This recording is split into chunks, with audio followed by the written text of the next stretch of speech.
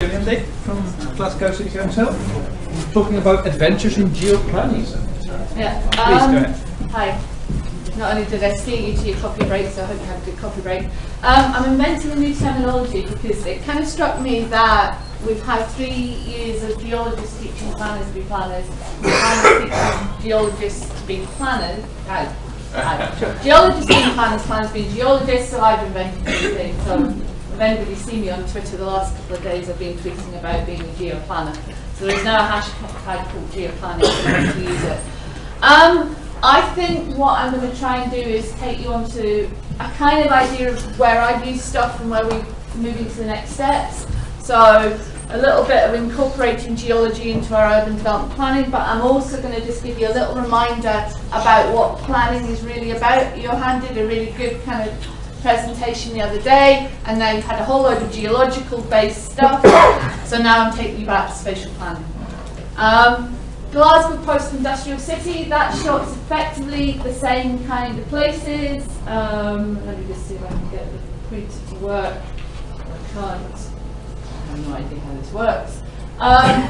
But what you've effectively got is where you've got all of this new development here, that's where those old harbour areas there. So we have lots of problems, plus all of that is undermined as well. Lots of heavy industry, canals, shipbuilding, welding, dye works, whatever you wanted to do. Glasgow was really good at contaminating its own land and abandoning it. A lot of it's still abandoned. The shot on the left-hand side for our remaining colleagues is actually an A-listed structure. It's a heritage graving docks, so there's been huge debates about what to put into them. But we do build new buildings, so that's the guy who's fixing the roof of the Armadillo, which did have a posh name, and they tried to keep the posh name for about 20 years, and about 2 months ago Glasgow gave up and called it officially the Armadillo.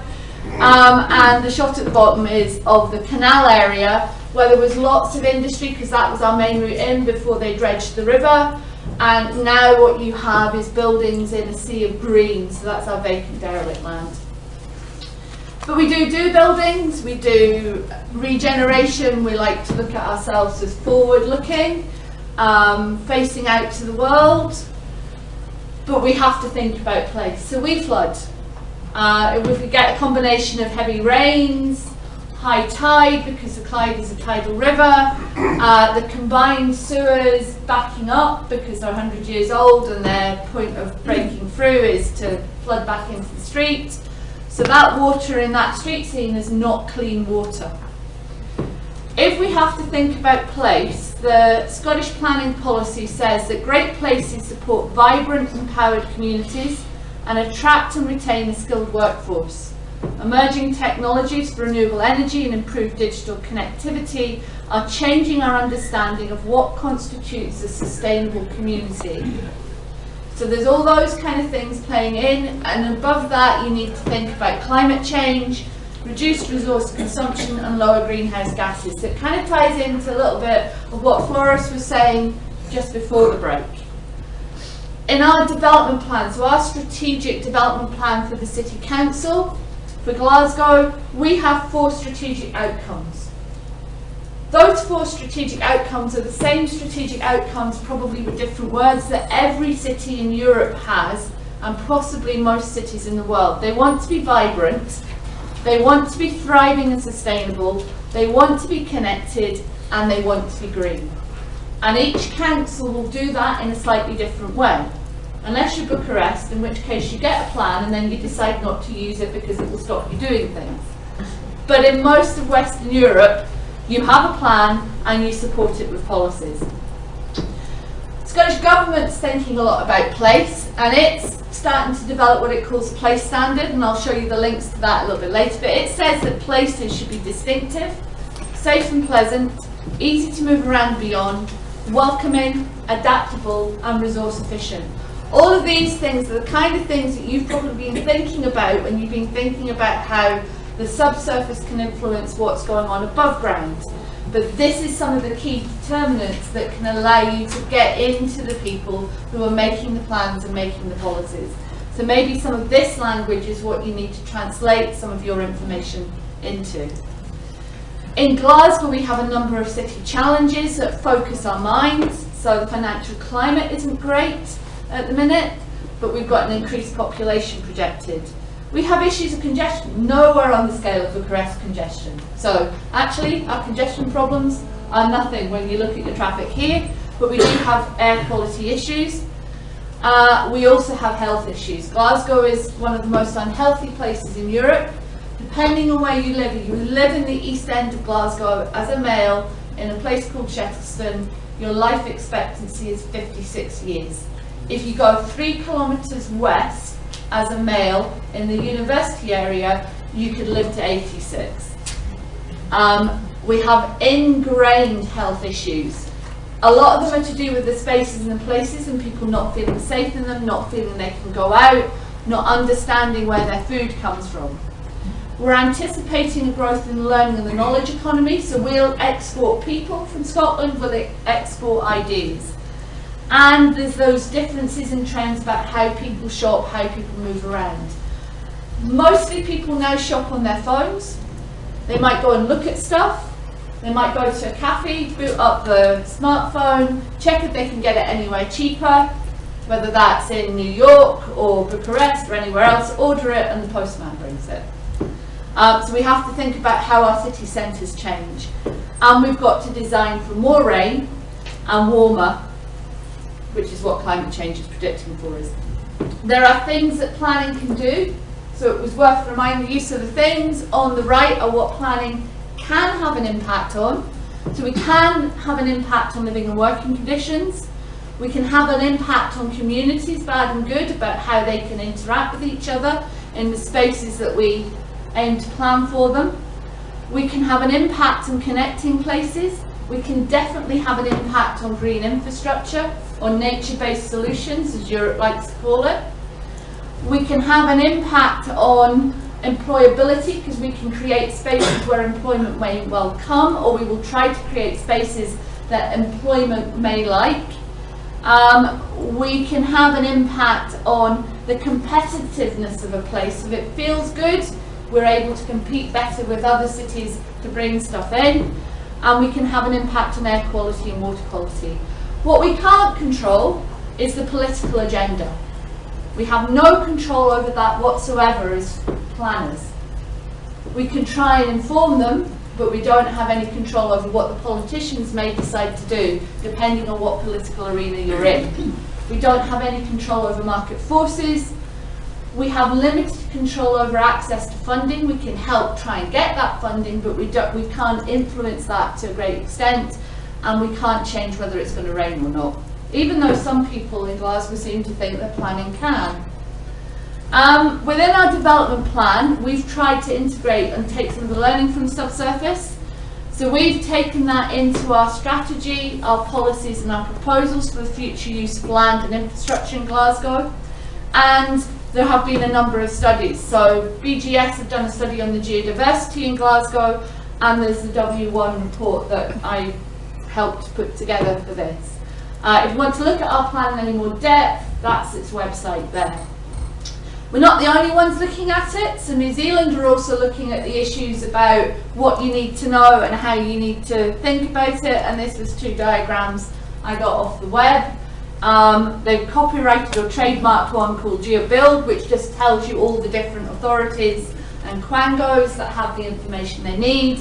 And they've tried to show people how you would kind of pull all that together. Now that's probably an above ground kind of model, but it's getting towards the kind of GeoSim model that some of the guys were talking about.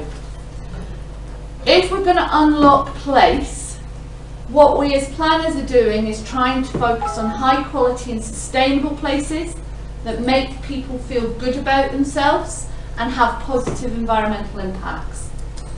We want to look at whole systems approaches, so outside the red line, and have an awareness of what the impact of what we do in one place has on other places. There's a tradition in the UK of saying, oh, we have social deprivation, we'll improve this place.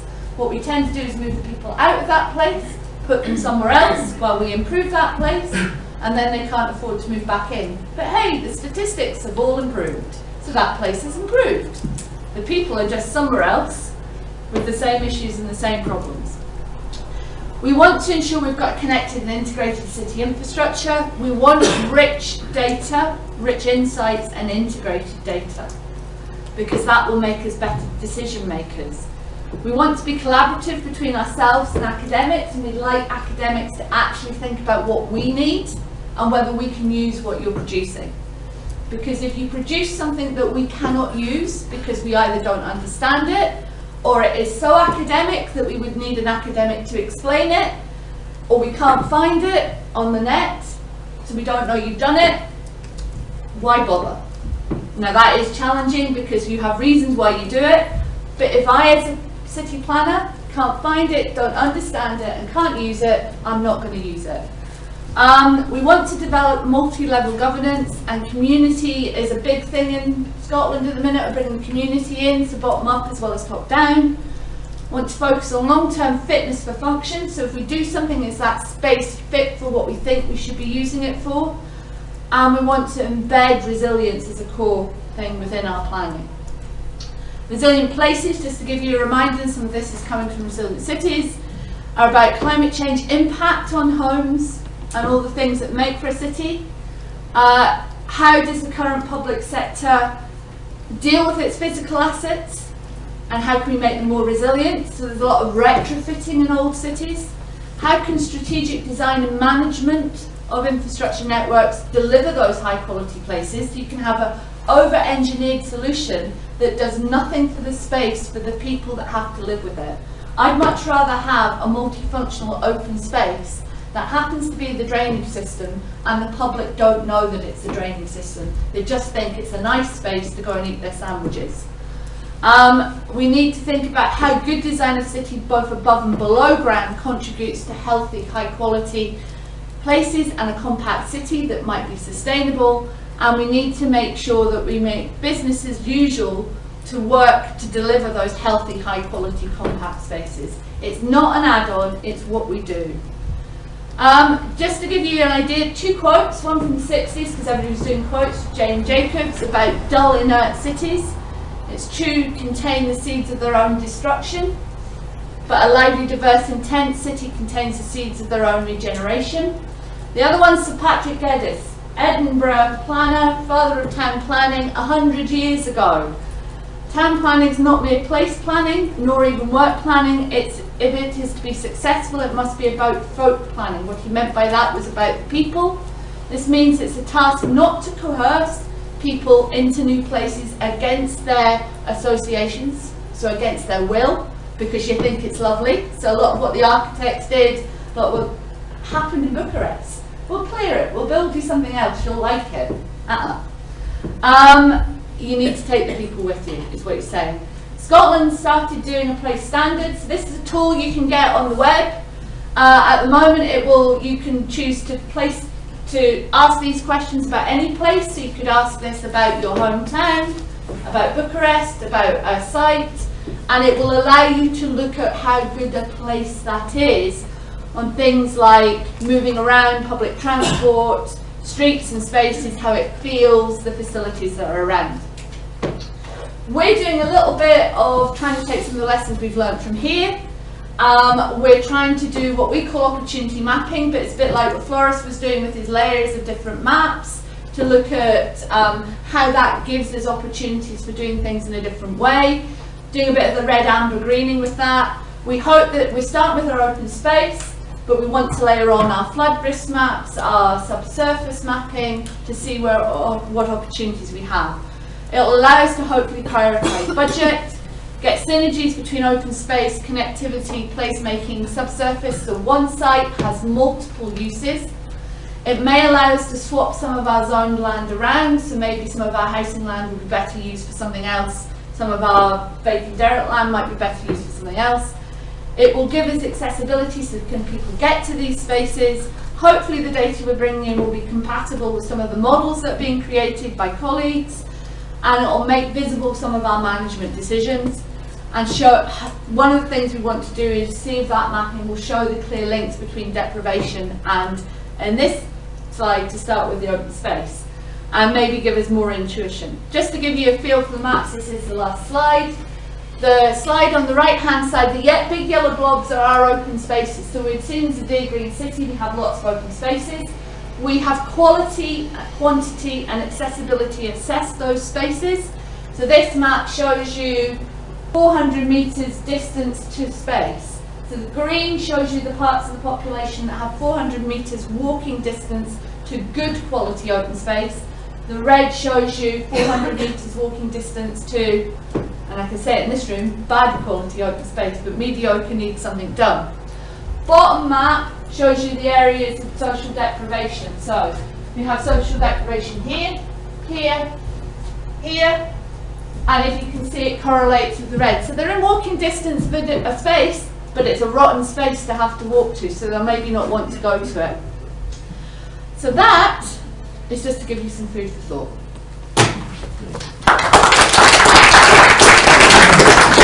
Thank you, Gillian. Questions? Yeah, I have a question. I mean, the point you make about basically we create something nicer and then the people have to leave for some reason. So basically, how can we address that in a more efficient way? If you think about it, I don't have the answer because the UK government is pushing us to build more housing. If you could build or improve housing with the people staying where they are and have a balanced community, that would be good. But what tends to happen in the UK is that you take those people out, you, to use the Scottish word, decant them to somewhere else, and then you redesign their community. So we had a big sporting event 3 years ago. We built a new village for the athletes, which was then going to be a housing area. It had a lot of below surface issues. So we literally cleaned the soil, but the people that lived there moved out and never came back. The houses in that area sold within a day and a half, but probably 90% of them didn't sell, or the social housing didn't go to the people that used to live in that community. There are now issues because they want to pretend that they don't live in the East End. Because I do think it's an issue in many European It's an issue everywhere. I don't see us. Yeah. I think from the perspective of what we're doing with the opportunity mapping, knowing where the socially deprived areas are gives us targets, because if they're in walking distance of a space, then maybe we can there is justification to improve that space, but maybe the way to find the money to improve that space is to know what's going on below ground, because there might be geothermal that would give us some money that would allow us to improve it, or we could use it for flooding, which again would take it from a different budget. So some of our spaces that would help the most deprived communities are not in the focus of our politicians, because they're not world-renowned spaces or places that tourist dollar would come to. They're spaces where it's just the locals, so we need to use different budgets to bring them up. So some of this mapping will give us those opportunities. Okay, thank you. Gillian, one of the key challenges we face during this action is for the geoscientists to try and translate their knowledge into a form that you can understand, use and so on. How about the additional challenge you now face of translating that knowledge into a further form which the community can understand? I think it's about having things that they understand and things that they know. So I think they're starting, if you're talking about the potential for geothermal, when I talk to people about it, and I might be just, I spin ideas off. So I talk about a pilot that Green Space Scotland did in Edinburgh, where they effectively laid what I would describe to them as underfloor heating underneath the football pitch and grabbed the heat from it. And there was enough heat grabbed from underneath that football pitch to heat all the buildings in the park and the old folks' home nearby.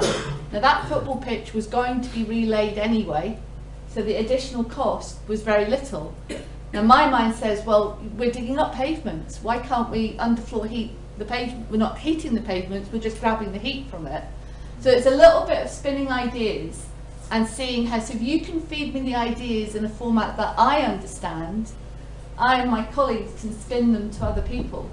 It might be about, we haven't got to the feasibility stage yet, but it's about the opportunities, because if we can get light bulb moment opportunities that people can say we can do a pilot for, so a bit like Forrest was saying, I'll flood the street and then they'll understand how the street floods. If we can do more pilots about, well, let's see if spending the money to grab the heat from underneath this will help, and let's see if we can make that happen, So it's getting those little nuggets of ideas, and so it's that little translation of those ideas. So, last question. But still you have a lack of access to green areas in this area, and which is considered a nice livability. We And probably sometimes also lack of infrastructure, so it's closed areas. we have some areas where we have a barrier of a motorway. There's a great big open space called Pollock Park in Glasgow, but the deprived community in Pollock can't get to it because we built the M74 between them and the park in the 1980s, and we didn't build any bridges. So they have no accessibility to the nearest bit of high quality European standard open space. But they have access to spaces that they wouldn't want to use because they don't feel safe. They wouldn't let their kids out and they wouldn't let their kids ride the bikes in them. But is there something where we can take opportunities for solving other issues that will allow us to improve those spaces if they're accessible to those communities? Or can we use some of the other information to make the good quality space accessible as well? Okay, thank you, Gillian.